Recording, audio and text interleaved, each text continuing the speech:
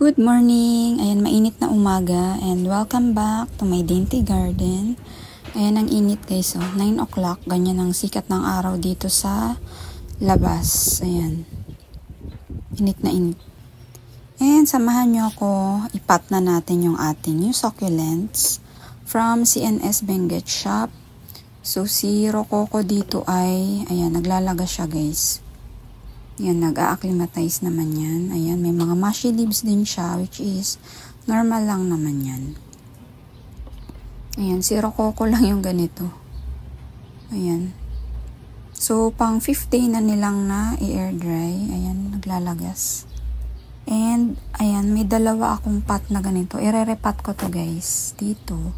Para same sila ng Madiba Curl. So, yung dalawang Madiba ko para same ng pot. Parang trip ko naman kasi ngayon mag-block pot siya.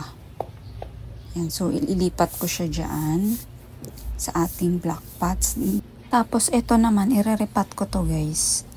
Kasi itong aking rubidona, hindi siya lumalaki. Kasi purong cultured soil yan guys. So, dito sa area ko, sa experience ko lang guys.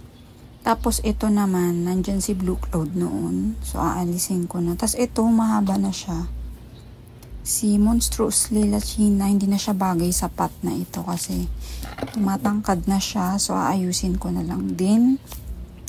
And, nandito yung aking lupa. Pinapaarawan ko. Medyo moist kasi siya. Ayan. Ano lang to guys, yung CNS Basic Soil Mix ng Plant Culture PH. Hindi ko muna gagamitin yung pang gym, no? Kasi summer. Yan muna yung gagamitin ko, yung basic soil mix lang. So, tara na. Ayan guys, nung iaano ko na si Madiba, nakita ko mahaba na rin pala siya. And, ewan ko, umiinom siya sa leaves. Kaya, tinapkat ko siya guys. Siguro pang-apat na tapkat ko na to sa kanya. Ganito kasi ginagawa ko talaga sa kanya. Ayan guys, naitanim ko na siya. Ayan, bagay na bagay naman siya dito sa ating block pot. So, ganito ginagawa ko kay Madiba guys. Pag parang feeling ko hindi na siya healthy, tinatap cut ko. Ayan. Tapos, yung mother, ewan ko, hindi ako successful. Ganon yung nangyayari sa 3 kong top cut sa kanya. Tagal na nito sa akin eh. 3 years. Ayan. So, pretty siya sa kanyang pot. Yan, bagay na bagay. And, ayan na guys. Tinanim ko na rin si Madiba Curl. Medyo tabingi kasi ewan ko, yung tubo niya, paslant.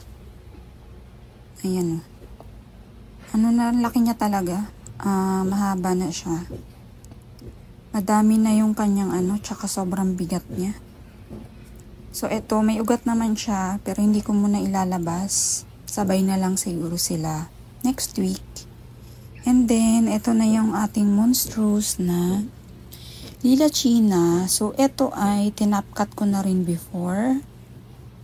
Pero ngayon hindi ko tinapkat kasi parang, ewan ko, feel ko yung pagkamahaba niya. Ayan, kaya nilipat ko siya sa mas taller na pot kumpara sa ganyan. And si ating rubidona is na-change soil mix ko na dahil purong siya, cultured soil. Ayan, cute-cute pa rin naman siya dito sa ating white pot. Ayan, cute. So, hoping na lumaki siya.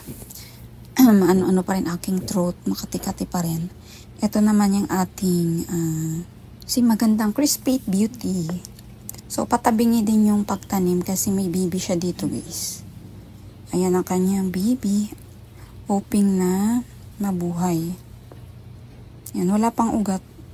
So far sa kanilang 4, ito lang ang may new roots sa ating Heart's Choice. Yan, siya lang yung may new roots guys. So, mukhang mabait din talaga to, same with Raindrops. Ayan. Si Raindrops kasi mahaba na eh. And ito na si ating Rococo. Rococo pala. Rococo. So sana mag-stop na siyang maglagas. Ayan, bawat hawi ko nalalagas siya eh. Dito, konti na lang yung kanyang leaves. Ito maluwag. Siguro matatanggal din to in the next days. Ayan, wala pa rin tong ugat. So, dito muna sila sa loob. Next week ko sila ilalabas. Ayan, ang gaganda nila guys. Oh. Lalo na pag na-sun-stressed yan sila. Ang ganda ni Crispit. Ayan, gaganda nila. Iba talaga yung succulents pag sama-samang ganyan. Oh. Ano yung ganda nila. Gaganda talaga.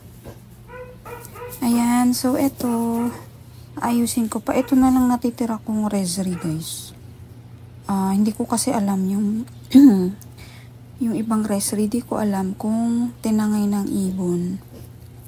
Nung nirepat ko kasi sila nasa isang pot, kumonti talaga to.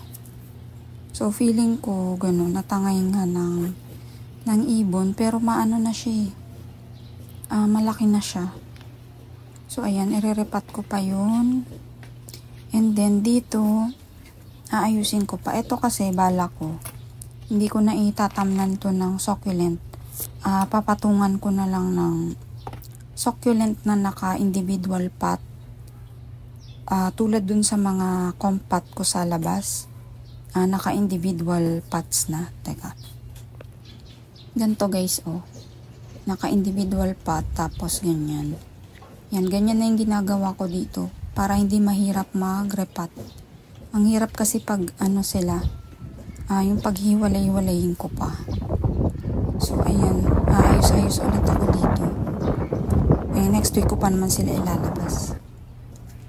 Ayan guys, nilagay ko muna sila dito. Dito muna sila for a week. And, ayan, nilipat ko na dito yung ating mga baby gymnos. Dito sa small pot. Tapos ito, purong root beer. Ayan, sila yung second batch ko na root beer. Yung first batch ko, malalaki na guys. Ayan. Ayan, hindi. Ito.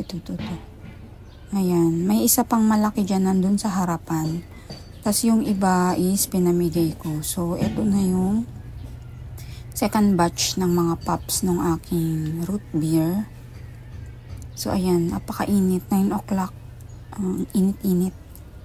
Mag-aayos-ayos muna ako dito, guys. Dapat kasi gagamitin ko yung new pots from Hunter Pottery. Nasa LBC na raw, pero nag-holiday kasi, guys, diba? Tapos weekend nila pinadala. So, naipit. Buti na lang pots sila. Hindi sila plants. Diyos ko. Ayan, iaayusin ko yung mga gymno na yan. Pag dumating na. So, ayan lang ang ating Thursday. Thank you so much for watching. Have a nice day. Bye!